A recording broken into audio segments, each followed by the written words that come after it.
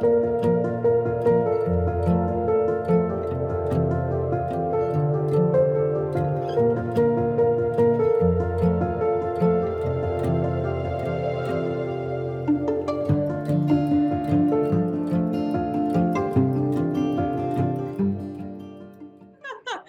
right, everyone. Hi, I'm Paisley. I'm calling in today from Vancouver, Canada, and I am so excited to be here today to talk to you about world building.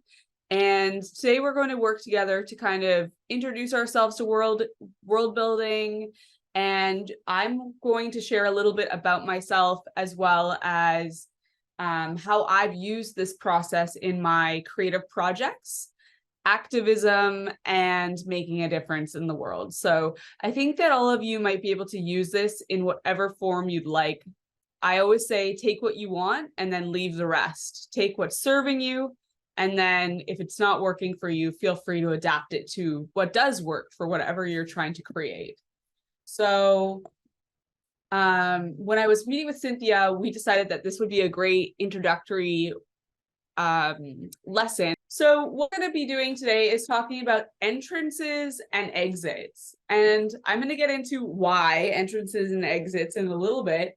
But to begin with, this is an introduction to world building. So as you can see here, we have this magical door. So everyone get excited because right now we are about to enter this magical door. All the world's a stage and all the men and women merely players. They have their entrances and their exits. And that's all we need to take from this William Shakespeare quote, is we all have entrances and exits, and that's going to become important and significant for us today. So who am I and why am I talking about this? Well, I'm a filmmaker. As Cynthia probably already explained to you, I'm a filmmaker. I come from a creative background. I've been studying film since I was in high school, and I directed plays and kind of pursued that professionally through university in both undergrad and graduate school. I ended up moving to Los Angeles, California to study at the University of Southern California School of Cinematic Arts, where I studied film production and television production. And from there, I discovered world building, which is this concept of building out your story world across different platforms. And the idea being that your story world is so rich and full of information and detailed that you could translate it across any medium, whether that's writing, poetry, song, dance, video game, installation piece. The idea being that your story is very powerful across platforms. So because I learned this area of study, I was able to kind of use it in my own work, and it's driven how I create. So I'll get into that in a little bit, but here is just a little bit about me. I believe in imagination as a powerful medium. Like, our purpose in life is to use our imagination for power, like for positive impact, basically. And so I got really into making internet GIFs. So I made a lot of these that you see here. Kind of think of them as like little fun bumper stickers for the internet. So this is just a little bit more background about me, just to get into like how I got into this, and it might give you some inspiration in your own life. So in the first box, you'll see my shoebox full of mini DV tapes. So some of you might know what these are, some of you might not. Basically, when I was learning filmmaking when I was younger, we used camcorders and they had little tapes. So these are all tapes that I recorded when I was younger, like 15 through 18. I had a camera with me and always recorded everything. And for me, that was like a way of preserving memory and feeling close to my story. When I went to USC and moved to LA, I started getting into world building. And this is a photo from running a world building workshop with kids, where we built and used Play-Doh and toys and all sorts of amazing craft materials to build future worlds. And that basically has been driving how I create in my own work. It's really getting hands-on, using these tools to kind of let your brain rest while your hands and your movements drive your action. And so while I was at USC, I began working with and producing for a woman named Nani de la Pena. And Nani, she is known as the godmother of virtual reality. She is one of the first people to use virtual reality for journalism. So the idea being that you could bring people into powerful news stories. And the idea would be that they could then touch, move, and feel stories that they might not otherwise experience, and therefore have empathy or fundraise or care about something that they wouldn't have necessarily cared about originally. So for me, that job was very stressful, for lack of a better word. And I was really like traveling a lot and working with her to install these very intense VR experiences. And one of the main parts of my job was installing it in these different places where people had pretty much never tried virtual reality. So it was a lot of explaining virtual reality, getting them in their headsets, helping them to, navigate the space without falling over, because it is a very like different virtual world than they're used to. And so here, as you can see behind Nani and I in this picture, you can actually see medieval tapestries. So at the V&A, they have a huge collection of historic objects from the world. And this was the juxtaposition of these ancient tapestries with this virtual reality installation will always kind of stick with me as this kind of interesting space and line that we were riding. So in my own personal work, world building has been a huge part of how I create. And so my partner and I run a world building workshop series called Feminist Futures. My partner is a graphic designer and comes from kind of visualizing and the design space. So together we have a film and design background and kind of work with organizations and artists to bring their story world to life. And in my own personal work, I direct and produce virtual reality projects. And this is just a slide from Games for Change in 2019. Homestay, the project I directed, won Best XR for Change. So it's cool to see how a story that starts as a world building project evolves into something that makes real world impact. So more recently, I've been working with an Indigenous painter, sculptor, and activist here in Vancouver named Lawrence Pollux-Willupton, and he has a very enormous body of work that is very profound and speaks to climate change and sustainability and civil rights. And we have brought his body of work into the virtual realm so that individuals can feel what it's like to be embodied by his artwork, but also to be in a situation where they realize that they are in someone else's world, in someone else's space, and they need to respect and honor that world. And then they recognize their own role in the world that we live in today. And professionally, just outside of all of this creative work that I do outside of work, my day-to-day, one of my day-to-day jobs, my professional hat is running the Unity for Humanity community at Unity Technology. So Unity is a game engine. Some of you might be familiar. It's what a lot of video games use to build their projects, films, VR, AR, all those different things use Unity. So this is just a picture showing the global creators that are a part of this group, and each person in this photo is making incredible impact-driven work. So now let's get to it. We got this pen and paper. You're like, okay, I'm ready to use this pen and paper. Well, we're about to get there. So why entrances and exits? What does that actually mean? Well, we've all been through many doors, opened many doors, closed many doors, gone through archways, all sorts of stuff in our lifetime. And we might just pass through them, but I think from a storytelling perspective, they're very significant. I use this Metro-Goldwyn-Mayer trailer image because to me it signifies the beginning of a movie. That's something that we have in all of our cultures. We have signifiers of these moments where we recognize the beginning of something. And for movies, there's always a trailer or something that starts this change in our brain that we're ready to consume a story.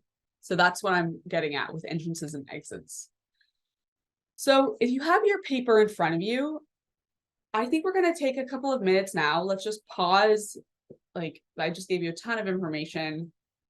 What we're going to do is think of all the words that come to mind for entrances. Does that make sense to everyone? Do you understand what I'm saying? So what would that be?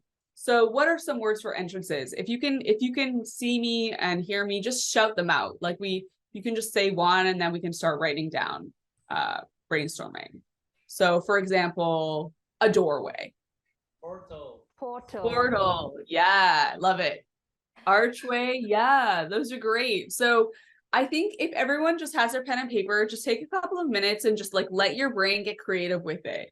It doesn't matter how weird the word is or crazy or out there, just put it on paper and we can talk about it in a minute. Okay, so whatever you have down so far, that's perfect. Let's move forward together. So I did a couple that I'm going to share with you now. So obviously some of the ones I have on here are hallway, path, passage, portal, port, threshold, window, avenue. How about you all? What do you have? Think about how each of these on their own, like every single thing that you're saying, like fireplace, mouth, rabbit hole, sunrise, like each of these things is very provocative. Someone says black hole. Oh, that's Black great. hole. It's hard to say if that's an entrance or an exit. Like Amazing. Well, these are such great ideas. I love them. So if you have any more, save them because we're going to come back to this. So now we're going to talk a little bit about exits and do the exact same thing. So we have these like very provocative entrances, rabbit hole, mouth, where these stories are beginning, right? Where are some things that kind of signify exits or exiting? What is that kind of thing to you? Okay, here's the exits that I came up with. Vanishing act, like a magician would just disappear. To retire, fire escape, passage out, to split, escape, hole, outlet, leave, gate. Does anyone else have any other ideas? Vending machine. vending machine. I love it. Someone's being rad here. She said anus. You know what? That's true. That is true. Something is exiting. Okay. Shooting star and tombstone. Ooh, tombstone. Shooting star. I love these. These are so great. Something that just came to me that's like really not a great one, but like I could be great is car wash. I don't know, like dirt cleaning, that kind of thing. And then I was just thinking like sinkhole, funeral, curtain close, or at the end of a play, like a standing ovation, that can be an exit.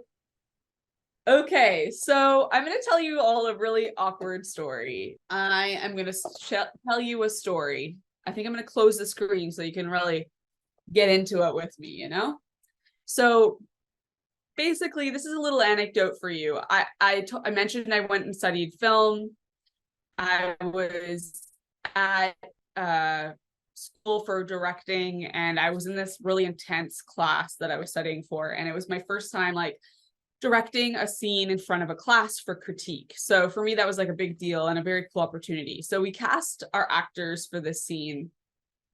And the reason I'm telling you this is because the way the class was structured, we had to direct the scene in front of our class, and then our professor, who had tons of very fancy credits to his name, would critique the scene with our actors there. So it was kind of like live grading, I guess, is what I would say. And so I had hired these actors to do the scene. I can't remember the name of the movie, but it was this really emotional scene that started off pretty lighthearted and almost like comedy.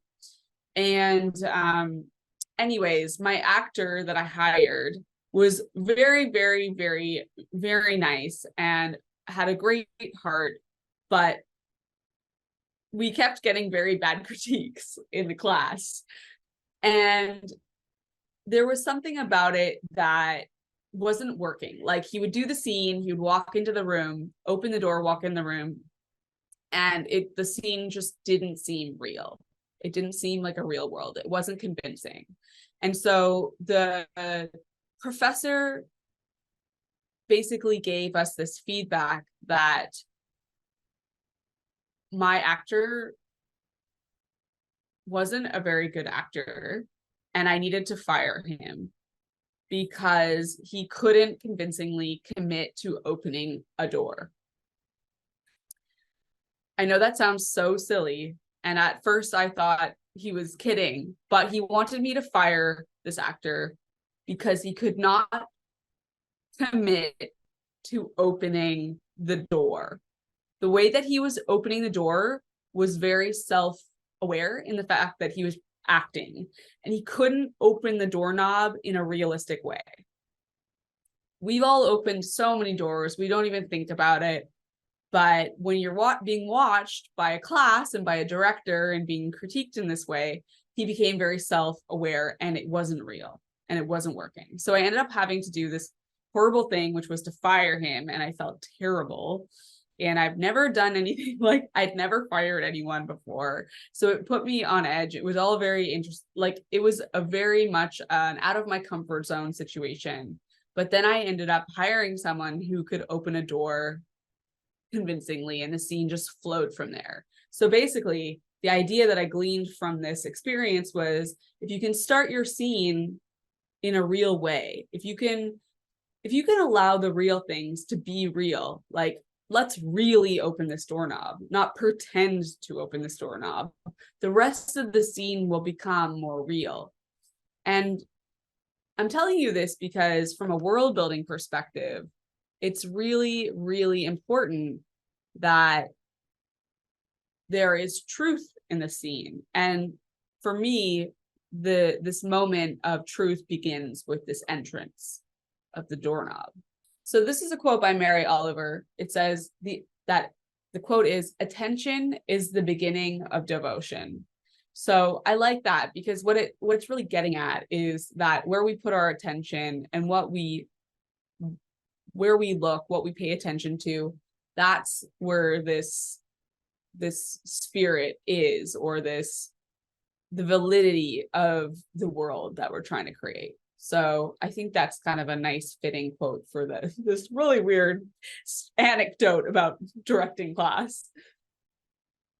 Yeah, so basically you want to commit to turning the doorknob. You want to commit to the car wash. You want to commit to the fireplace. You want to commit to the mouth. You want to commit to the vending machine. So that's where we're going to start in this exercise. I want to jump into another, like, little bit, a different way of thinking. So I'm going to show you some images, and as we think about these images, I want you to imagine their worlds. Maybe they're films, maybe they're books, maybe they're real, like in the physical world, and we are visiting them. How do we get there? How do we enter the space? How do we exit the space? Let us just imagine. To me, there's so much movement in this scene here. There's, like, clearly these are some sort of soft rocks. How would you get into this world? It's very textural. There's movement. There's elements of fantasy. If it was a box, how would you get in there? How do you get out? And with this world, what is it telling us? How about these worlds? How do you feel entering and exiting these worlds? Do you feel anything when you look at this house card? How about this upside down cactus world? How do you get in there? How do you get out? This tree is trapped in glass boxes. How about these worlds?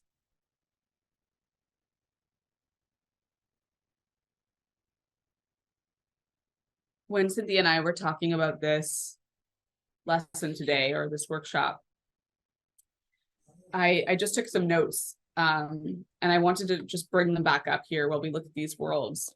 So the idea of that really sticks with me is the idea of colorful threads of our living stories and how we are co-sensing the futures we want to build.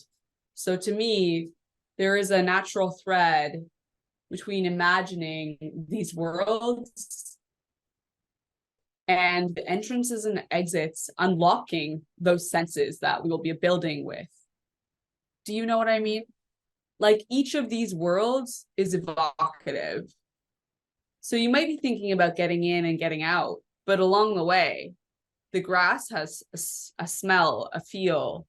The forest has a scent, a texture. These ones are particularly textural.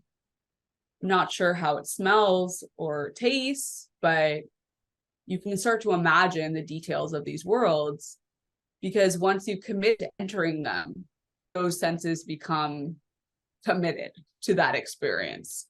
And so we're diving into these spaces. And one thing that you are all focusing on today and through your work is the land that you're on right now, and thinking about how you might share your own story as a means to make a difference, right? So as you're communicating with other people, you want them to see and hear your experience and understand it. So you're thinking about their journey as a way to get to your message. Does that, I know it's kind of a roundabout way of making a difference, but it's kind of a way of thinking in other people's shoes. Is like, how are they going to get into these worlds? So all of that's very interesting, and I think it's good to think about and mull over in the back of our minds. I'm going to tell you a little bit about a project that I worked on called Homestay, and how I kind of created a world and thought about entrances and exits in this story world as a way of making an impact. So Homestay was a very personal project. It dealt with mental health, and it's about moving through different worlds. I can get into it in a bit, but you see in this visual that it's clearly in a sort of paper style, but it's rendered in a video game. So all of this was built in a game engine, and this world, this world of this paper world, unfolds around the audience in 3 dimensions. So it's in virtual reality. As you walk through this world, these trees and the grass and the plants, they unfold around you in paper. So I wanted to really think about the idea of us as an audience member going into a world we don't know, and how can we, through touch and using all of our senses, create a world that impacts us not only in the story world, but informs how we think about our bodies in space and challenge us to make action outside of the screen. So as you move through this virtual reality world, you have hands. So in this image, you'll see a Vive video game controller as the touch. See that black thing right there? That is actually not accurate. In most of the virtual reality experiences that I've shared this on, it's on your hands actually look like real hands. So when you move forward to touch the leaf, it actually looks like a finger. So automatically your touch is involved in this virtual world. So when you touch the leaf, it triggers the world to start, and all of the things that occur in this story world unfold based on touch. And so you start to kind of rely on that as the way to tell the story. And as you move through the story, you end up triggering the audio. But what happens at the end of the story, here you can see it kind of unfolding, this world around you when you touch the leaves. What ends up happening is that towards the end of the experience, the leaves drift out from within your arm's reach. So you can no longer touch the leaves, and you can no longer get the conclusion to the story that you want. And so instead of exiting in a very, I don't know how to say this, maybe like in a really like in a nicely tied bow where everything adds up really, you know, nicely, it's a very frustrating experience. You never get that final experience of getting that final leaf. So that the idea is that it plays with the frustration of mental health, and that even though we might try to achieve, you know, a certain thing, it might not be possible, or we might not have the experience of looking into someone else's mind, right? And so the experience of touching the leaves, getting used to that, and then not allowing that final conclusion, for me, it uses this idea of entrances and exits as a way of communicating this frustration. The entrance, you get used to this action, and then it goes away, and that creates a frustration. So it's almost a bit like performance art or dance, but it's in this immersive film experience. So during the experience of creating Homestay, I worked with an artist named Kahu Yoshida, and she is a Japanese artist who's based in Canada as well. And she created basically all these beautiful renderings. You know, this is a very personal story about a young boy named Taro who lived with my family in Canada as an exchange student. There's a very big culture in Vancouver of international students from all over the world coming to Vancouver to live in Vancouver and learn English. And so Taro was a young boy who came to live with my family. And this is a horrible story, so I'm sorry for sharing it. But unfortunately, he died by suicide when he was in Canada. So this is a story about literally entering other worlds. And not only is the audience in a world that they don't know, but we're also kind of mimicking the experience of being in an international student setting somewhere else where you don't necessarily have that connection to home. And so it was a very intense project to work on, but I think it does really beautifully communicate a world and the experience of being in a different world to an audience. So the story, like the whole process of creating it was really, really intense. And there was so much research that we did, and, you know, studying with experts in child psychology, and the experience of international students and his teachers and his friends and my family. Like I had all these interviews. And so it became a bit overwhelming, the amount of information that we had. And so my partner and I ended up building this map that kind of lays out the virtual reality world. And this map is actually how we ended up writing the script for the project. So as you can see this little pink guy on the left-hand side of the screen, that is a little model of the audience. So as we move this little guy around the map, that's how we figured out where the story would go. So we started moving all the story beats around at the different places on the map until it felt really natural and really good. And that's how we kind of like played with the amount of information we were working with. And so for me, like, this is also an exercise in thinking about how you move through a world, how you get into the world, and of course, how you get out. So you go through this entrance, you go through the journey of this garden, and you leave. And how has your perspective been changed during the process of going from the beginning and the end of the experience? And that's that frustration and change that I'm trying to capture with the project. So that's enough about that. Let's jump back into the worksheet.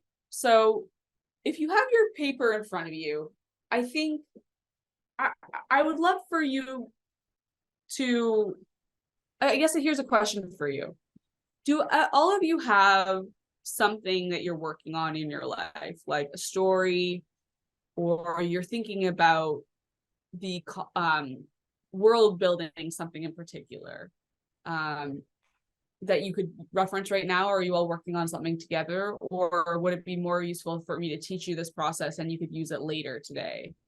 basically, I was thinking that if there was a world, like a project, say you're working on a film, or say you're working on an activist event, or this is a very bad example, but like say you're organizing a wedding, like whatever the thing is, it's actually not a bad example, it's a pretty good example.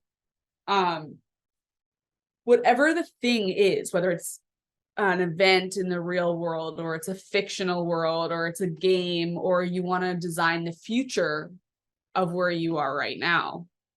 Think about that in your mind. And then when you have your piece of paper in front of you, what you're going to do is you're going to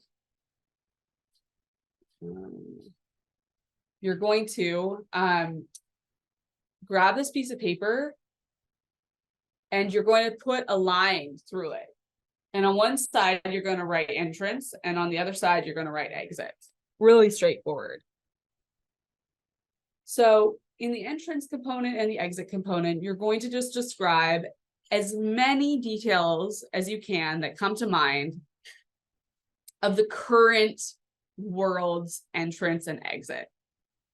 So this is an opportunity to get really detailed. So you want to think about the sound, the texture, the color, any other sensory things that come to mind of this world, feeling, movement, and then you're going to do the same thing for exit. So just for the sake of this exercise, let's try it right now for 5 minutes. Everyone who has a piece of paper, let's think about the space you're in right now. You're in this beautiful room. There's windows, there's a door. I would love for you to just imagine and think about the space you're in right now, like the physical world you're in.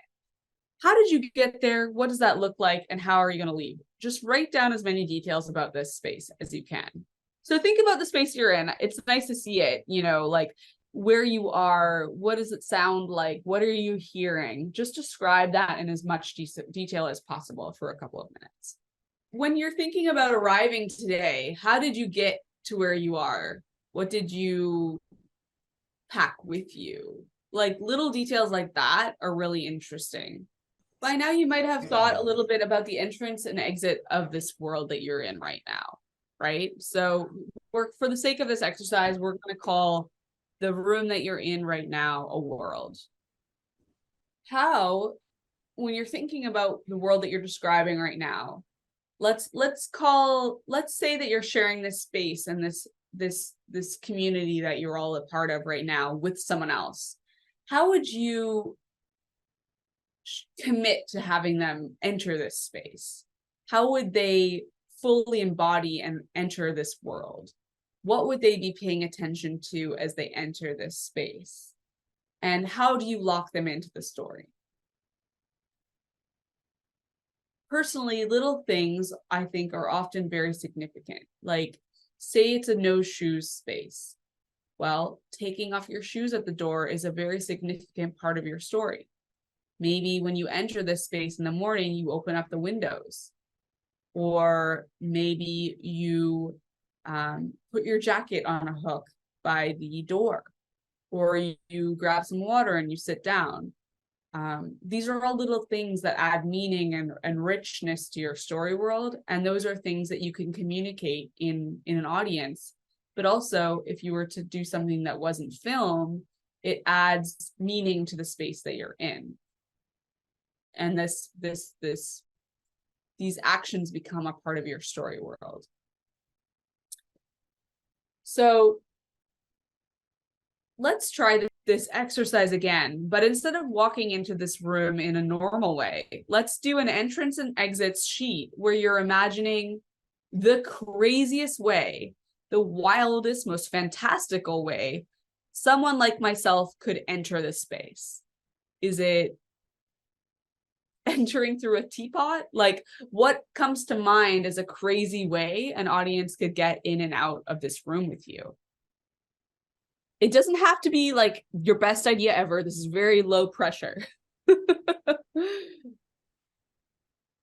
Hi, my idea was, since this whole room is surrounded by a lot of nature, like the only way to enter in the weirdest way is to select the right combination of the three specific leaves around the vicinity, and that's, you know, if you get the correct combination right, then that's the key to end. Then you're able to see the building and get inside. But unless you find those 3 leaves, there's no way you're going to be able to find the right building. It's not going to appear to you, right? Do we need to go back to the magical worlds that we saw in the slides? Like, think about the portal. How would you slide into this portal if it was like like the Lion, the Witch, and the Wardrobe? Is there a secret door that you have to go through to get here? That was us coming up with wild ideas. I think that's like so much fun and such an interesting exercise for imagining our worlds. You might be wondering why do this? Why imagine these things in such detail? Well, I want to go back to some of our earlier slides. So, and let's just jump a little bit backwards a bit and go back to, this was a real life story that happened to me, a real experience, but I wanted to communicate it with others so that they could have an understanding of this experience and hopefully change this experience from affecting others in the same way. Or maybe we could use it to change, legislation or policy about how mental health is shared with students in Canada. Like, obviously there needs to be mental health support, and so by sharing my personal story, I hoped that I might be able to make a difference in that way. So for me, personal stories is a way of creating impact. So when it comes to entrances and exits and imagining our story worlds, I want to just go back to like a little bit of the basics of world building. Why entrances and exits? So world building. So I want to just talk a little bit before we move into this kind of fun, hands-on component of playing with like activities on the ground and using our hands. I just want to reiterate that world building is a design process that we can use to create sci-fi, fantasy narratives in film, video games, and literature. Where did I put that slide? Alas, I'm not sure, but let's go to this one because I love it so much.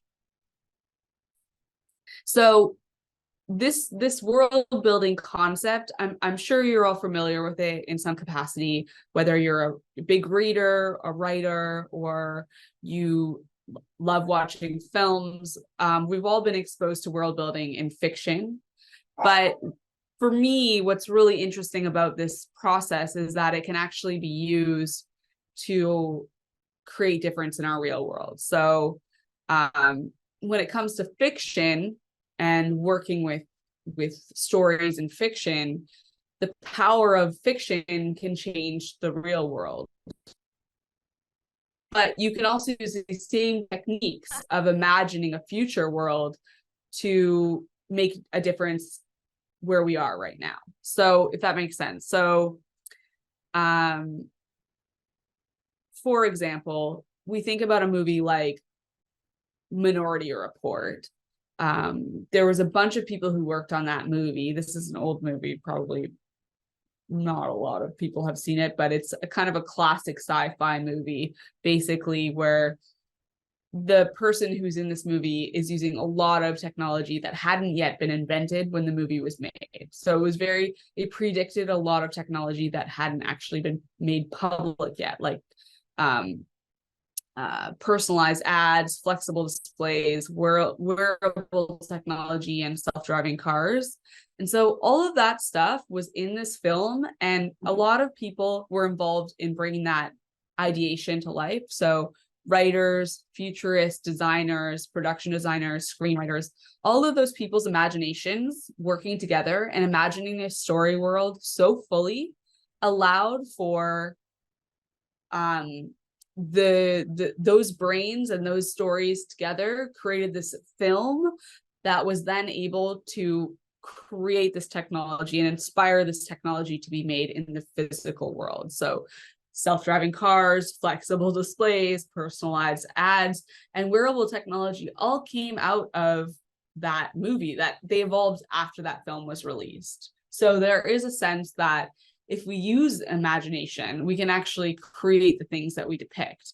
And similarly, as activists, as people who want to make a difference in the world, if we can really fully and clearly imagine a world that we believe in, maybe, just maybe, we can communicate it to people around us, maybe people, our neighbors, our friends, legislation, politicians, global leaders, so that they may be motivated to make a to be a part of our process of making a difference, or preserving our culture, or preserving our ecosystem.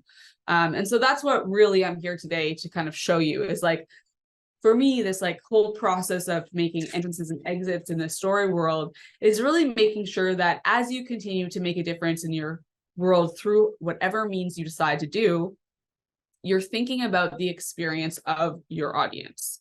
So I think what would be really great is if all of you took a minute to kind of think through some of the stuff that we had talked about earlier. So I'm going to read from the description that Cynthia sent me, because I think it's just so powerful. And I think if each of you kind of imagine something, an element of Sabah that you want to communicate, it could be a slice of life, it could be a day in the life, it could be like an area, a piece of land that you love, and imagine it, and then you think about how you would communicate to someone like me from a different part of the world, how to get in and out of that. And then you can use the craft materials, the Play-Doh, the toys, to kind of imagine and create this world, and document it and photograph it with your phone, and then share it. So let's jump back into this: imagining biodiverse futures and weaving living stories. So that's already so provocative to me, like evocative of like this idea of living stories. Like each of us is living a story that we want to communicate, right, about this biodiverse future. So colorful threads of our living stories, we're igniting imagination to co-sense the futures that we want. So we're going to dive into ourselves and the spaces we occupy to ask the question, where will Sabah be if we continue on our current trajectory? So leaping through time and memory, we explore issues of our territory of life, both sea and land. And so hopefully in some of the imagery that we went through, you kind of got to get a sense of these worlds that are around us. So we are going to visualize and embody this counter-diverse practice toward co-creating our rewilding, this story of soil and air, right? So we are communicating with the things that speak to us about our communities, about our lives, to people who might not grasp the power of it, right? So that's your story, that's your hook. What's that thing that speaks to that, that drive, that like need for rewilding, right? Each of you has it in you. Like there's something that you want to share, right? If you're going to communicate that story with someone, how are they going to get in and get out? How are you going to make it a bite-sized experience that is powerful, that is evocative, that gets them to think about what you want them to think about? So that's a lot. I'm going to let you mull that over. And what I would love for you to do is just take some time to reflect on what we just talked about. Think of it, just like let your mind wander. Maybe you could take a minute to breathe, to hear, listen to whatever's around you, and think like, what is a small personal story that I could tell that might make a difference in the world or share a message with someone? And then use that template of entrance and exit on a piece of paper to do a quick idea storming of this little short story. And then this is the part that's going to be wild, but it's going to work, I promise. You're going to go and you're going to grab something from one of those boxes, whether it's a toy, whether it's like a craft material, something that's just like a fun thing that sparks a little of excitement for you. And then you're going to just kind of move through it, like kind of how I, with Homestay, I used these very simple, rudimentary little characters, this little guy, to kind of walk through my story. It might seem so simple, but for me, that was a profound experience to start imagining from someone else's perspective. So I know this is a lot of information, but I'd love to know if you have any thoughts, if this makes sense, and if you'd like to jump in and get started with your imagining of your world. You don't have to complete it. This is low pressure, but this is just like, these are a set of skills that you can use later. You can even never think about this again, and maybe it'll occur to you when you're working on something down the road.